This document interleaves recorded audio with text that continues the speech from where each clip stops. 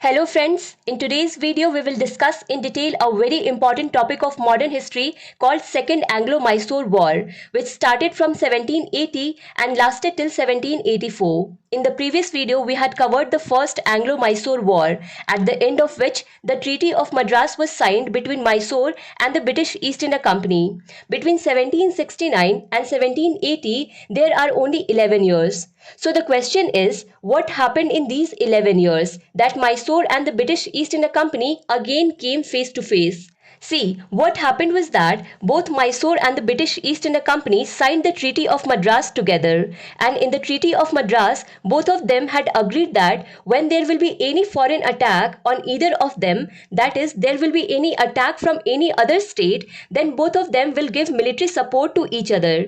But when the Marathas attacked Mysore in 1771 and Hyder Ali sought help from the British East India Company, the British East India Company refused to provide help. That is, the British East India Company violated the Treaty of Madras. This attack of Marathas was very problematic for Mysore. It may be that Mysore could not be prepared for the fact that they will have to fight alone with the Marathas.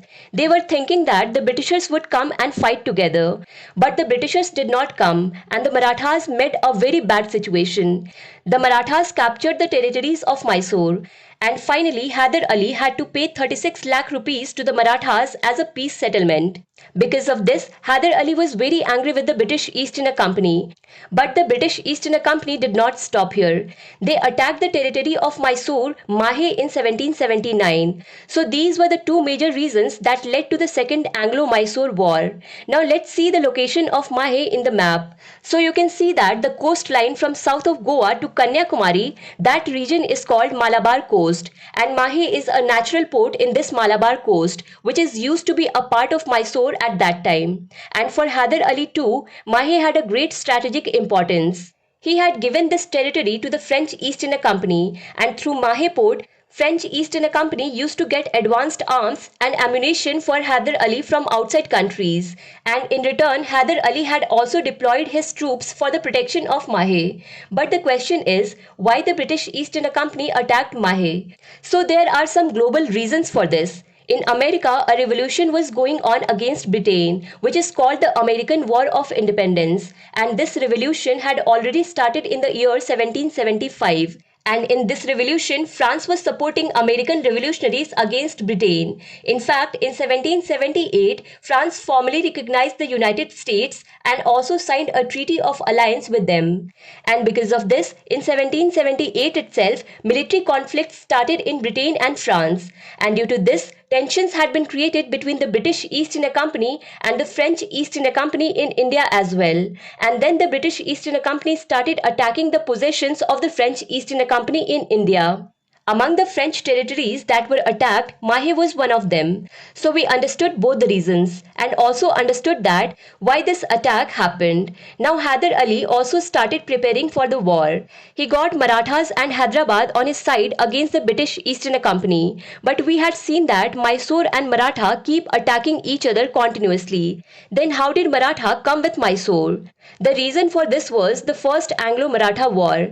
Yes, the First Anglo-Maratha War had started between Maratha and the British East India Company in 1775 itself, and that is why both Maratha and Mysore had a common enemy, that is British East India Company. That's why Maratha and Mysore joined hands. But what was the benefit of Hyderabad in this? Why did it come along? We had seen in the previous video that Nizam's territory, Northern Sarkars, was taken over by the British East India Company without his will.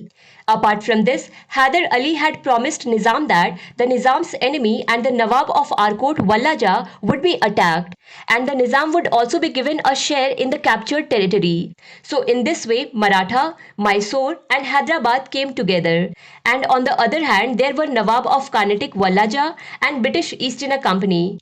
Wallaja was made Nawab by the British East India Company only, so obviously he had to support the British East India Company. So the preparations had been completed and now it was time to attack. Hyder Ali led siege to Arcot in July 1780.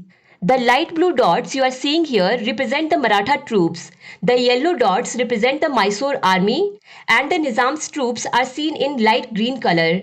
Apart from this, the red dot is Hyder Ali and the pink dot is his son Tipu.